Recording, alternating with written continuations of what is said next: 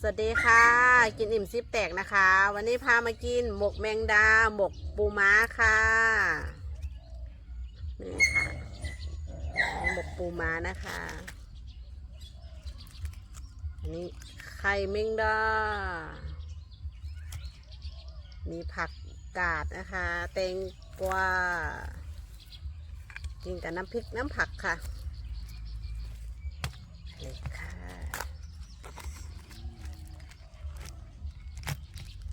ข้าวเหนียวร้อนๆเลยนะคะ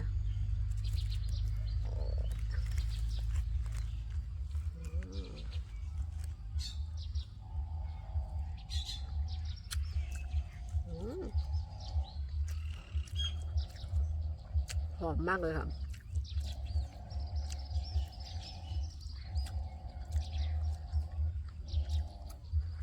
หอมหัวละพาไข่แมงดานะคะ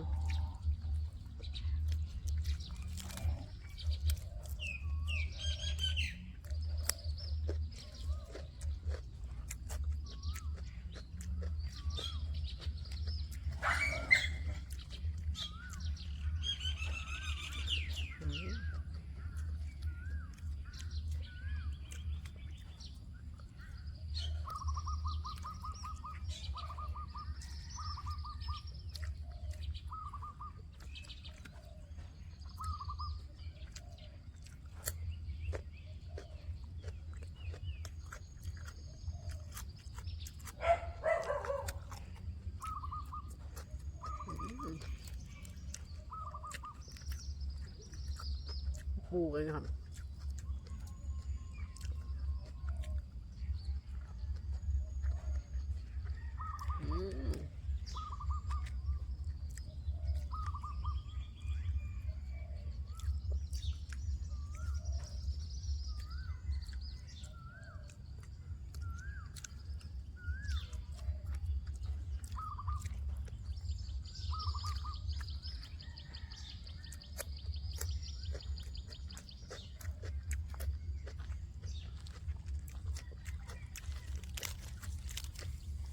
เนื้อปูจะออกมันๆนะคะกลิ่นหอมๆค่ะ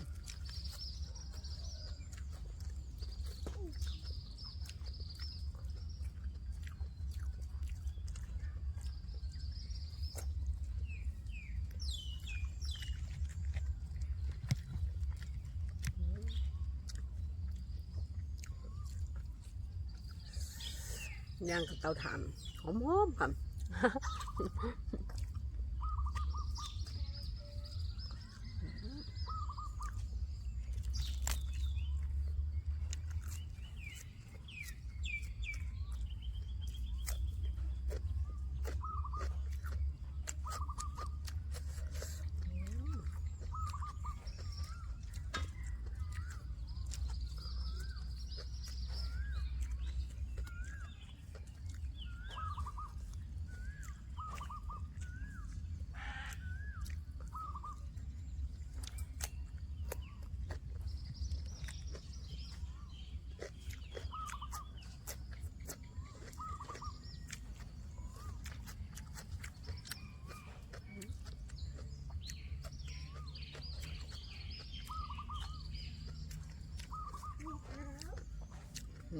อร่อยมากเลยครับ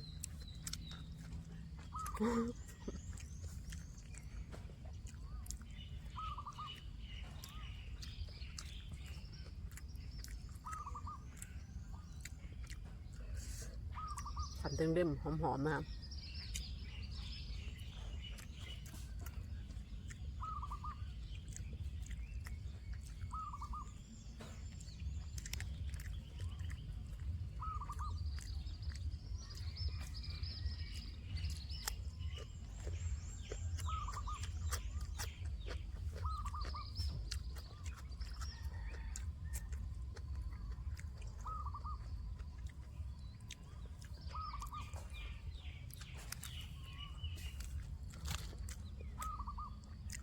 แมลงวันนี่ได้กลิ่นหอมๆไม่ได้เลยครับ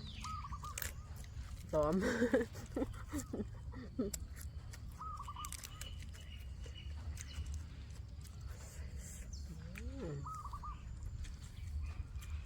กินกับน้ำพริกเข้ากันมาเลยค่ะ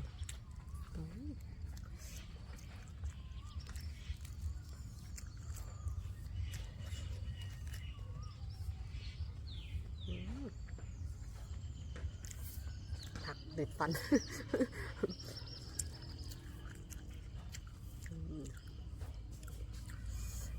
ไข่แมงดาอยู่ข้างในนะครับ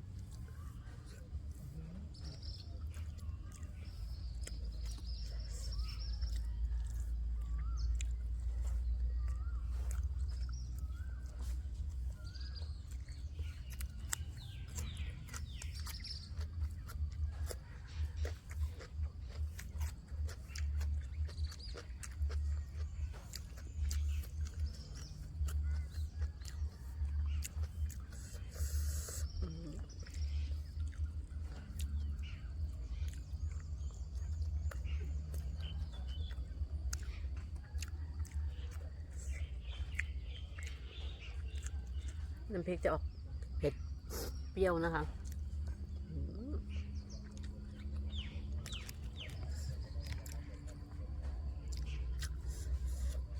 เป็นกระหมกแซ่บค่ะมาค่ะแซ่บๆด้วยกันค่ะ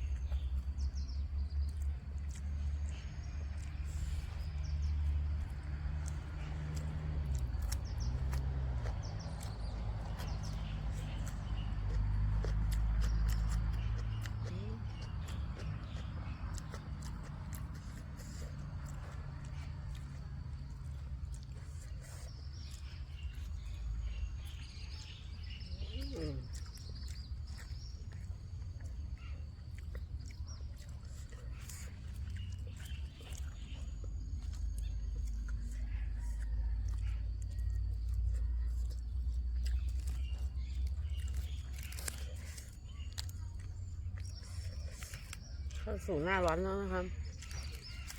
ระวังภัยป่ากันด้วยครับ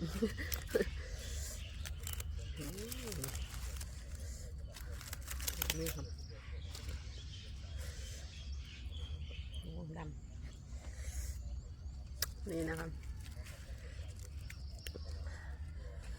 หมกหอมๆครับ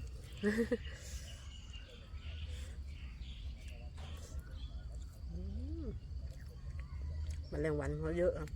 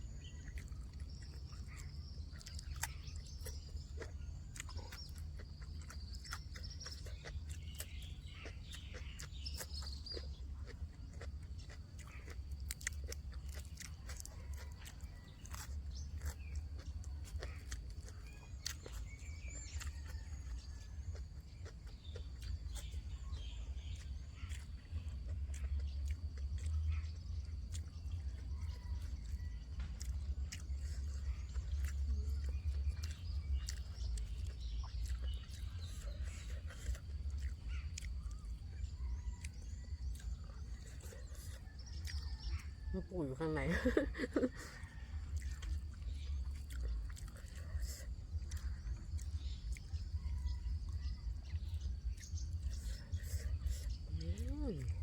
มันจะแซ่บ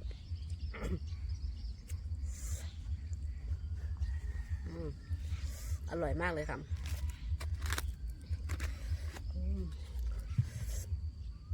จิตจัดเลยนะคะอิ่มแล้วค่ะฝากกดไลค์กดแชร์ด้วยนะคะสวัสดีค่ะ